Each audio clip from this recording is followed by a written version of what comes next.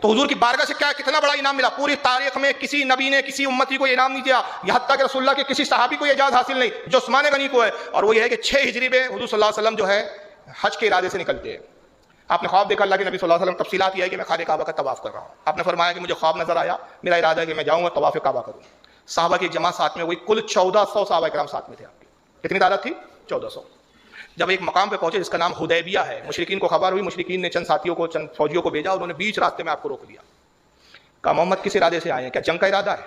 آپ نے فرمایا نہیں, تم دیکھ رہے ہو کہ ہم ہتھیاروں کے ساتھ نہیں ہیں, ہم احرام کی حالتوں میں نکلے ہیں, جنگ کا ارادہ نہیں. تو کہا کہ مکے میں ہم تمہیں داخل ہونے نہیں دیں گے. 6 ہجری کی بات ہے یہ. تو آپ نے فرمایا کہ جنگ کا کوئی ارادہ نہیں, صرف میں کعبۃ اللہ میں جاؤں گا, طواف کروں گا, ہم چلے جائیں گے. کہا نہیں, ہمیں منظور نہیں. بات بڑی. پھر آپ نے فرمایا کہ اچھا ٹھیک ہے, میں عثمان کو بھیجتا ہوں تاکہ تمہارے جو عمرہ ہے, تمہارے جو فیصلہ کرنے لینے والے حضرات ہیں, ان سے کچھ بات چیت ہو سکے. عثمان غنی کو آپ نے روانہ کیا.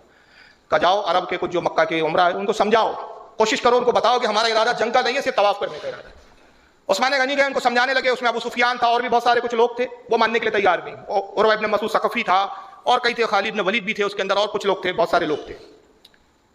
وہ ماننے کے لیے تیار. انہوں نے کہا نہیں, بس ہم تو محمد کو آنے نہیں دیں گے, کیونکہ وہ اس وقت طاقت میں تھے, پاور میں تھے, تو گھمنڈ تھا اس کو.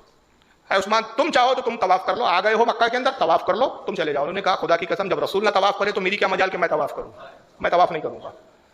عثمان غنی کو نظر بند کر دیا انہوں نے, اور ایک افواہ پھیل گئی کہ عثمان کو شہید کر دیا گیا. مشرکین نے افواہ اڑا دی, خبر رسول اللہ تک آئی تو سرکار نے سارے صحابوں کو ایک درخت کے نیچے جمع کیا. اسی کو کہا جاتا ہے بیت رضوان. اس کا قرآن میں ذکر ہے, جس میں اللہ فرمایا کہ حبیب جو درخت کے نیچے آپ سے بیعت کرتے ہیں, اللہ نے ان سب کو بخش دیا ہے. 1400 کے 1400 جنتی ہے اس میں.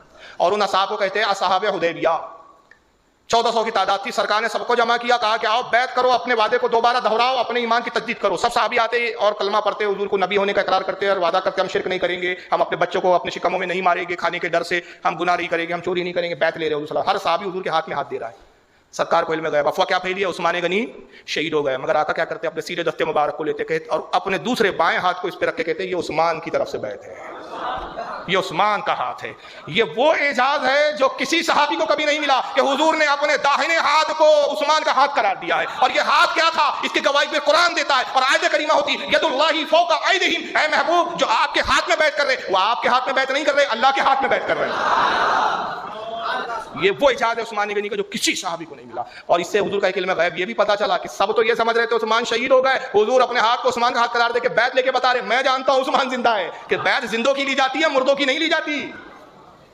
یہ عقیدہ بھی پتا چلتا ہے ہم کو. یہ محبت تھی رسول اللہ کی, یہ اعزاز ہو گیا. جب صحابہ نے منظر دیکھا تو تھاڑے مار کے رونے لگے کہ کیا اعزاز سے نوازا ہے عثمان غنی کو. اتنی محبت, اور یہ محبت کہ عثمان سے محبت, جو عثمان سے محبت کرتا